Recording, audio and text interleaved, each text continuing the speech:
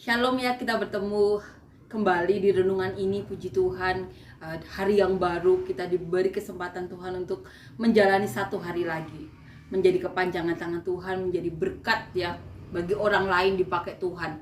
Amin ya, amin. Kiranya setiap perkataan Tuhan yang kita baca dan renungkan hari ini benar-benar masuk ya ke dalam hati jiwa kita, benar-benar menjadi berkat ya bagi siapapun yang ingin diberkati melalui kita, dapat bertumbuh berakar kuat, kita dapat pergi mengabarkan Injil ya kemanapun dengan penyertaan Roh Kudus, seperti yang dialami murid-murid Tuhan Yesus. Kita beritakan bahwa jalan satu-satunya ke surga hanya melalui Tuhan Yesus. Kita beritakan bahwa rahmat dan belas kasihan hanya ada dalam Tuhan Yesus, bahwa surga itu benar-benar nyata dan hanya bisa ke sana melalui Tuhan Yesus. Kita beritakannya ke banyak orang. Amin ya, amin. Kita akan nyanyikan lagu yang pertama.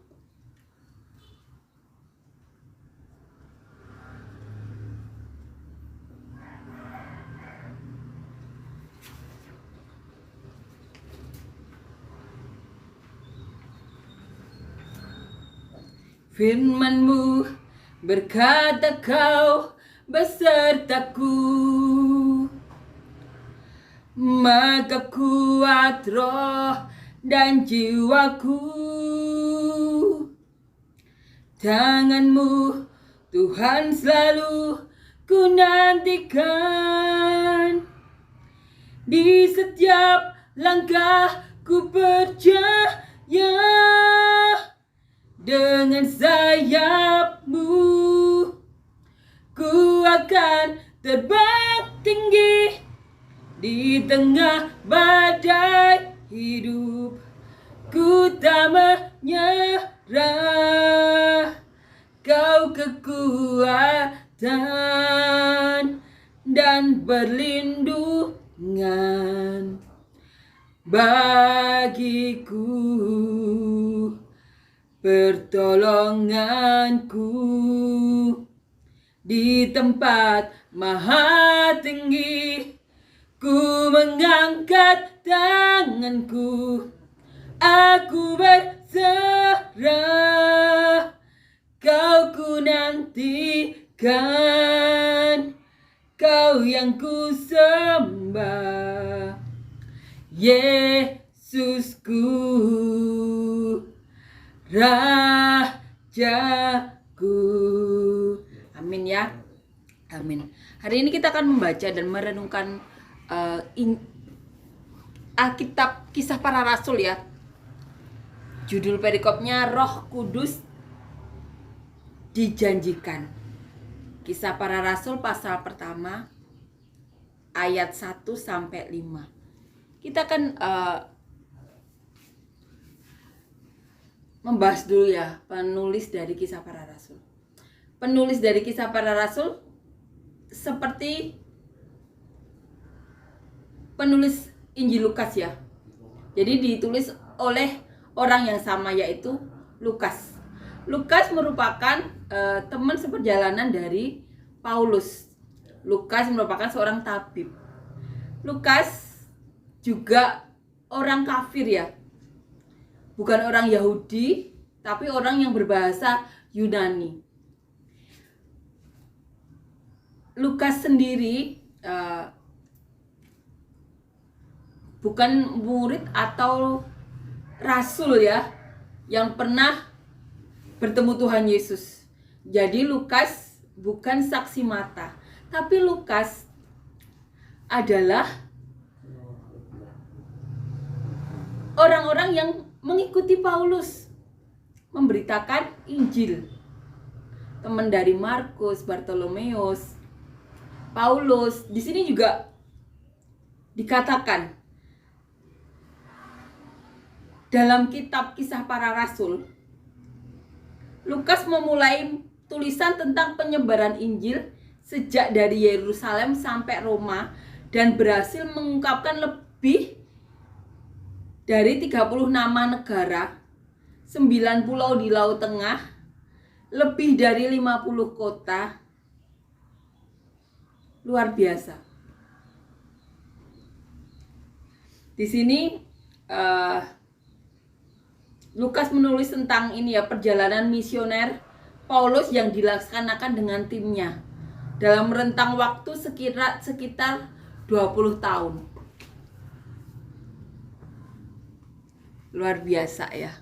Bagaimana para rasul Tuhan Yesus, para murid Tuhan Yesus benar-benar bekerja memberitakan Injil. Kita bayangkan, dahulu hanya ada unta, hanya ada kambing domba. Mereka harus berjalan 30 negara, 9 pulau. Bayangkan, mereka harus berjalan ribuan kilometer, 30-an, lebih dari 30 negara dalam waktu 20 tahun. Mereka benar-benar memberitakan Injil. Ini kisah dari Paulus, belum yang lain. Kita akan baca dan renungkan ya. Kisah para rasul yang ditulis Lukas, seorang non-Yahudi, orang yang berbahasa Yunani, yang mengiring para rasul atau saksi mata dari Tuhan Yesus sendiri, mengiring Paulus menjadi tabib bagi mereka atau orang-orang yang memberitakan Injil ya. Dalam perjalanan itu Lukas mendengar cerita yang didengar sendiri dan dialami oleh para murid dan para rasul. Lukas seorang yang teliti, orang yang berpendidikan tinggi. Dia seorang tabib, orang yang berpendidikan tinggi. Dan ini kitab Injil Lukas dan kisah para rasul benar-benar memberkati kita. Amin ya. Kita mulai renungan kitab kisah para rasul di pasal pertama dengan judul Roh Kudus dijanjikan. Ayat 1 sampai 5. Hai Theophilus, dalam bukuku yang pertama, aku menulis tentang segala sesuatu yang dikerjakan dan diajarkan Yesus sampai pada hari ia terangkat. Sebelum itu ia telah memberi perintahnya oleh Roh Kudus kepada rasul-rasul yang dipilihnya. Kepada mereka ia menunjukkan dirinya setelah penderitaannya selesai, dan dengan banyak tanda ia membuktikan bahwa ia hidup. Sebab selama 40 hari ia berulang-ulang menampakkan diri dan berbicara kepada mereka tentang kerajaan Allah. Pada suatu hari ketika ia makan bersama-sama dengan mereka, ia melarang mereka meninggalkan Yerusalem dan menyuruh mereka tinggal di situ, menantikan janji Bapa yang demikian katanya, telah kamu dengar daripadaku. Sebab Yohanes membaptis dengan air, tetapi tidak lama lagi kamu akan dibaptis dengan Roh Kudus. Amin ya. Kitab Injil Lukas dan kisah para rasul sama-sama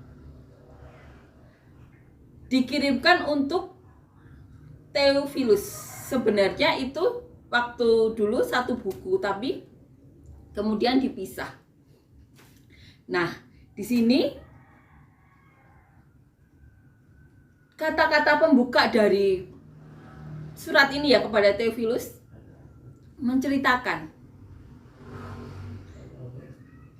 kepada Theophilus setelah Tuhan Yesus disalib.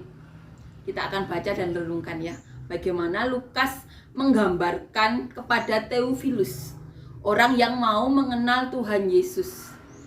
Amin ya. Yang disebutkan juga pejabat yang mempunyai jabatan menengah.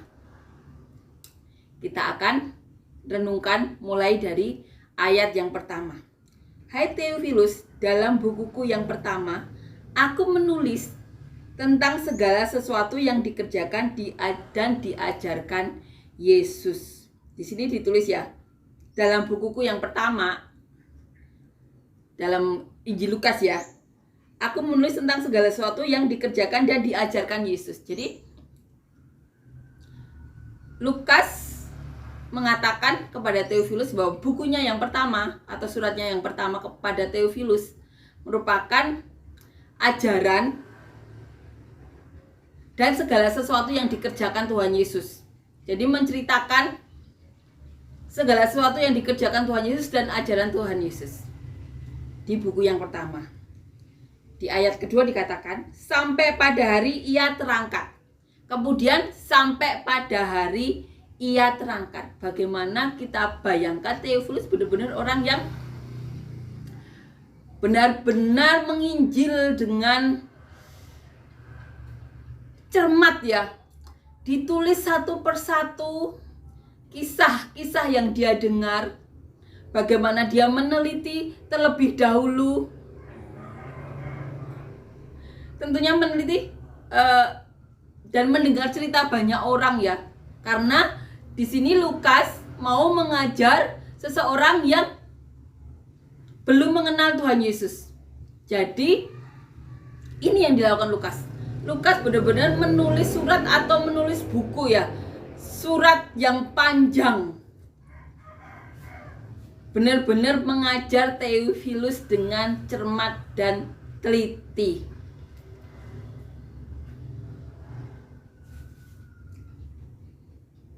Sebelum itu, ia telah memberi perintah. Telah memberi perintahnya oleh Roh Kudus kepada rasul-rasul yang dipilihnya. Dikatakan di sini. Sebelum itu, Yesus, di sini terus ia ya, telah memberi perintahnya oleh Roh Kudus kepada rasul-rasul yang dipilihnya.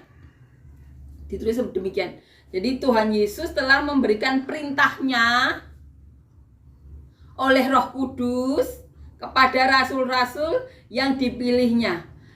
Kepada mereka ia menunjukkan dirinya. Tuhan Yesus menunjukkan dirinya setelah penderitaannya selesai. Jadi di sini kita bisa mengerti ya. Kepada mereka Tuhan Yesus telah menunjukkan dirinya setelah penderitaannya selesai. Di sini Lukas menulis bahwa Tuhan Yesus telah menunjukkan dirinya setelah penderitaannya selesai. Setelah disalib, setelah meninggal, Tuhan Yesus bangkit.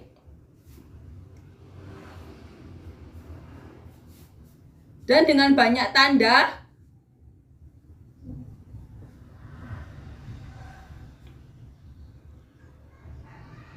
ia membuktikan bahwa ia hidup.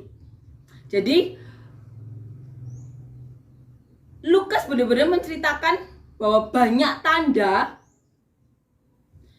sudah diberikan Tuhan Yesus kepada rasul-rasul yang dipilihnya. Yang dipilihnya tentunya yang dijumpai Tuhan Yesus.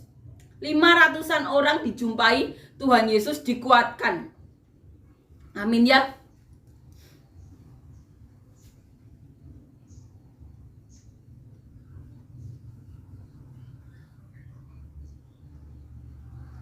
Dan dengan banyak tanda ia membuktikan bahwa ia hidup.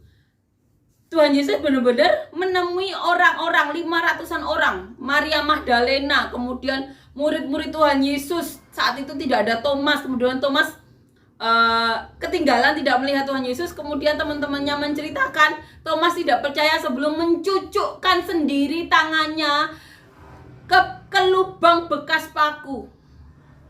Kemudian beberapa hari kemudian Tuhan Yesus benar-benar menunjukkan dirinya kepada Thomas. Dan dikatakan, berbahagialah orang yang tidak melihat tapi percaya. Karena di situ kita tahu Thomas baru percaya setelah melihat. Tapi Tuhan Yesus mengatakan, berbahagialah yang tidak melihat tapi percaya. Kita, berbahagialah kita yang tidak melihat tapi percaya. Amin ya. Sebab selama 40 hari ia berulang-ulang menampakkan diri dan berbicara kepada mereka tentang kerajaan Allah. Di sini Lukas menceritakan kepada Theophilus bahwa selama 40 hari Tuhan Yesus berulang-ulang menampakkan diri dan berbicara kepada mereka. Mereka siapa? Rasul-rasul yang dipilihnya mengenai kerajaan Allah. Amin ya. Di sini dikatakan di ayat 4, pada suatu hari ketika ia makan bersama-sama dengan mereka, ia melarang mereka meninggalkan Yerusalem dan menyuruh mereka tinggal di situ menantikan janji Bapa yang demikian katanya, telah kamu dengar daripadaku, sebab Yohanes membaptis dengan air, tetapi tidak lama lagi kamu akan dibaptis dengan Roh Kudus. Lukas juga menceritakan bahwa para murid dan rasul-rasulnya itu dilarang meninggalkan Yerusalem sebelum Roh Kudus itu turun. Di sini dikatakan menantikan janji Bapa. Di sini ditulis menantikan janji Bapa. Roh Kudus merupakan janji Bapa.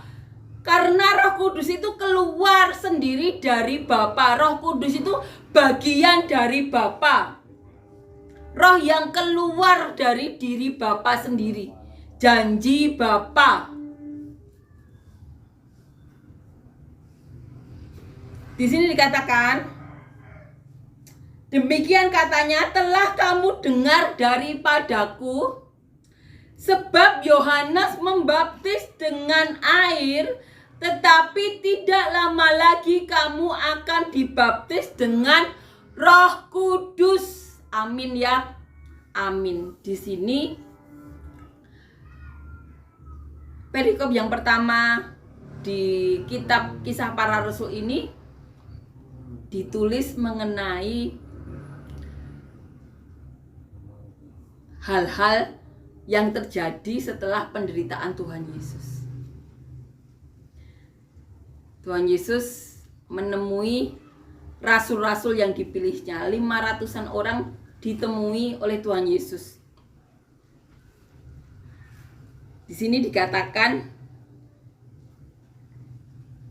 ia berulang-ulang menampakkan diri dan berbicara kepada mereka tentang kerajaan Allah. Amin ya. Ini Tuhan Yesus kita yang benar-benar menguatkan.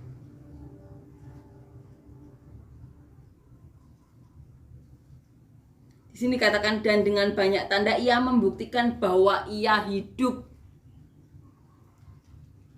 Membuktikan bahwa ia hidup. Tuhan Yesus benar-benar menemui para murid-muridnya untuk membuktikan bahwa dia hidup, bangkit.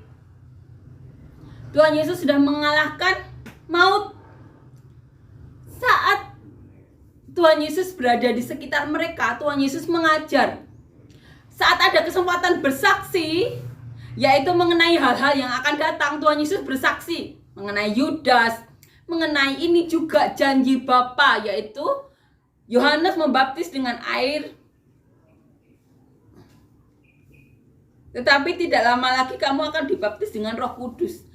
Banyak hal Tuhan katakan, Tuhan Yesus katakan bersaksi untuk menguatkan Tuhan Yesus, menguatkan murid-muridnya. Banyak mukjizat terjadi di depan mata murid Tuhan Yesus. Bahkan orang yang mati dibangkitkan.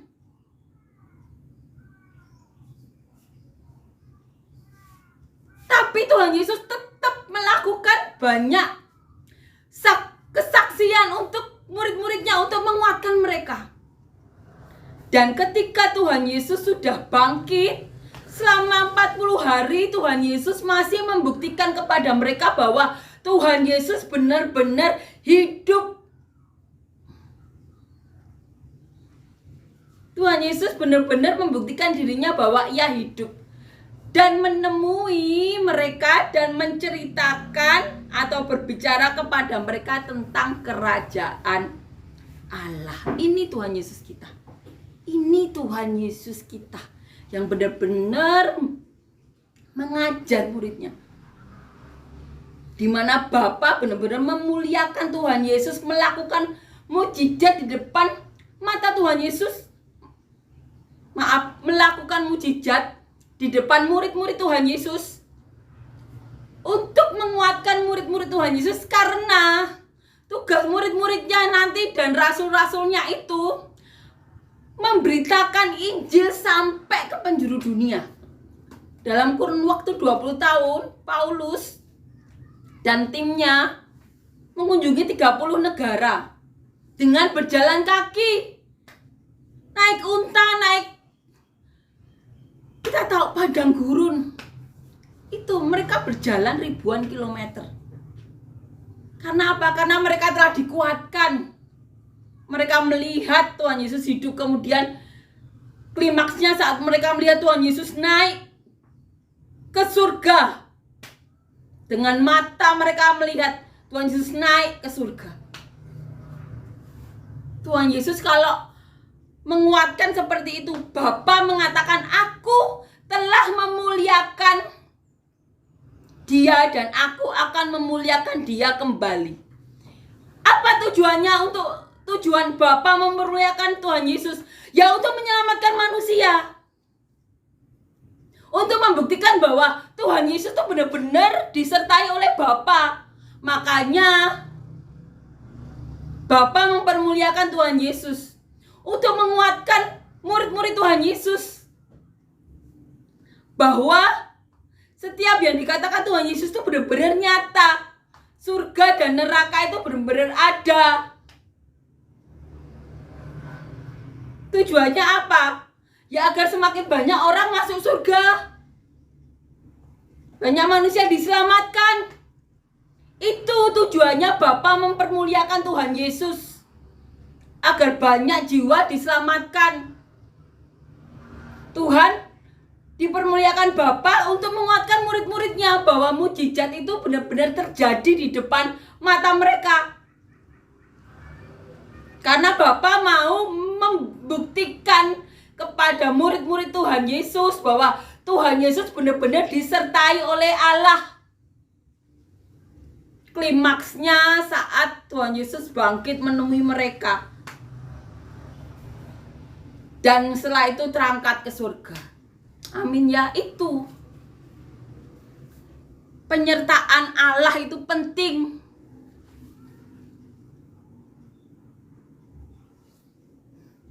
Karena apa? Selama 20 tahun yang mereka hadapi itu penjara, orang-orang yang mengejar mereka. Jadi mereka benar-benar tidak boleh keluar dari Yerusalem sebelum menerima janji Bapa, yaitu Roh Kudus, roh yang keluar dari diri Bapa sendiri. Amin ya.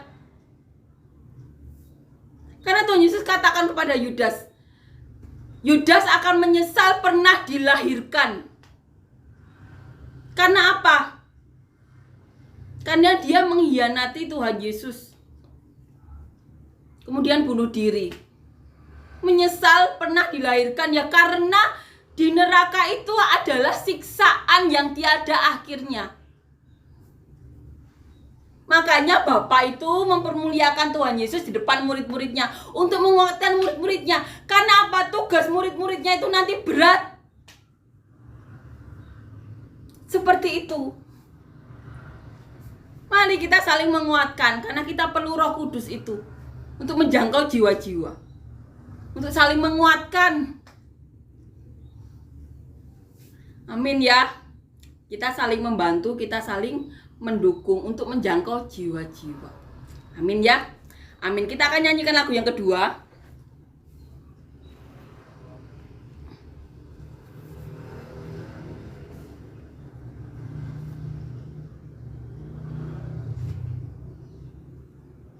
Dia lahir untuk kami, dia mati untuk kami, dia bangkit bagi kami semua. Dia itu Tuhan kami, dia itu Allah kami, dia Raja di atas segala raja. Dia itu firman Allah yang turun ke bumi, yang jadi sama dengan manusia. Dia Yesus sobat kami, Yesus Tuhan kami, Sang Penebus Juru Selamat dunia. Amin ya, puji Tuhan, amin.